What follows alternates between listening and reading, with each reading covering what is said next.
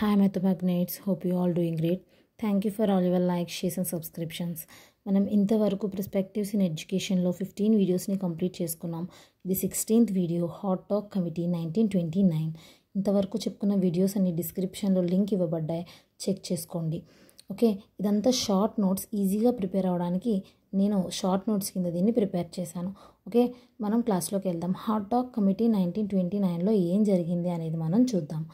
ఇక్కడ first world war ఏ టైంలో జరిగింది మనకి తెలుసు, 1914 to 1918, రైట్? సో ఈ టైంలో బ్రిటిష్ వాళ్ళు ఎవరైతే ఉన్నారో వాళ్ళు ఇండియన్స్ని కూడా ఈ వార్లో ఇంక్లూడ్ చేసుకోవడం జరిగిందనమాట. అంటే బ్రిటిష్ వాళ్ళు తరపున మీరు ఈ వార్లో పాల్గొంటే మీకు మేము ఇండిపెండెన్స్ని ఇస్తాము అని చెప్పారు. కానీ వార్ పూర్తయిపోయినా సరే వాళ్ళు ఇండిపెండెన్స్ని ఇవ్వలేదు. కాబట్టి అప్పుడు ఇండియన్స్ అందరూ కలిసి వాళ్ళ మీద వ్యతిరేకతను ప్రదర్శించడం జరిగింది. ఆ టైంలో 1919 రౌలట్ యాక్ట్ అనేది పాస్ చేయడం జరిగిందనమాట. నెక్స్ట్ దాని తర్వాత 1927లో సైమన్ కమిషన్ని తీసుకురావడం జరిగింది. ఈ సైమన్ కమిషన్ని ఐఎన్సి నుండి తీవ్రంగా వ్యతిరేకత అనేది రావడం జరిగింది.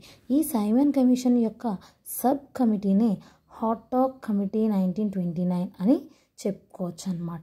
ఇక్కడ మనకి క్వశ్చన్స్ రావచ్చు, సైమన్ కమిటీ యొక్క సబ్ కమిటీ ఏది అనే క్వశ్చన్స్ మనకి, ఆ టైప్ ఆఫ్ క్వశ్చన్స్ మనకి రావచ్చు.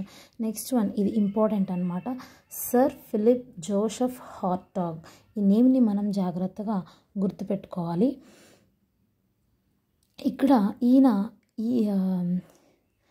ఈ హాట్ టాక్ కమిటీ యొక్క అధ్యక్షుడిగా ఈయన్ని చెప్తారనమాట, అంటే చైర్పర్సన్గా చెప్తారు.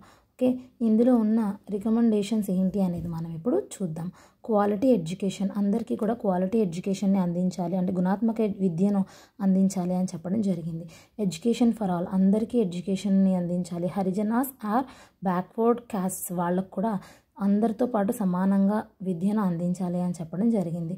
హరిజనాస్ని ఎవరు తీసుకొచ్చారు అంటే Mahatma Gandhi, right? Next third point, fourth పాయింట్ని చూద్దాము, వేస్టేజ్ అండ్ స్టాగ్నేషన్. ఇవి రెండిట్లకి మధ్య తేడా ఏంటి అనేది చూద్దాం.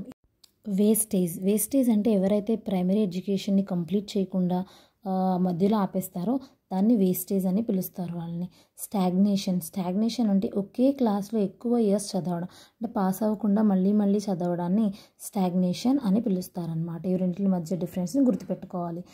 Next one, secondary schools. ఇక్కడ industrial education course and trading కోర్స్ని తీసుకురండి, అంటే అన్ఎంప్లాయ్మెంట్ ఉండకూడదు అని ఈ కమిటీలో చెప్పడం జరిగింది అనమాట.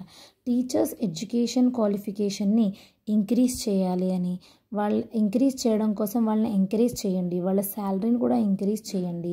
అలాగే టీచర్స్ జాబ్ చేయాలి, అంటే ఆ జాబ్కి ఎక్కువ మంది వచ్చేలాగా వాళ్ళని అట్రాక్టివ్ చేయండి. అలాగే క్వాలిటీ టీచర్ ట్రైనింగ్ని కూడా అందించండి అని చెప్పడం జరిగింది ఈ కమిటీలో.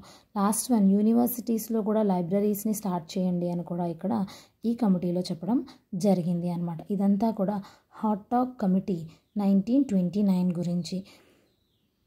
ఈ వీడియో కనుక మీకు నచ్చినట్లయితే please like, share and subscribe my channel. Me friends అందరితో కూడా ఈ వీడియోని షేర్ చేసుకోండి. Thank you so much. Thank you for watching this video.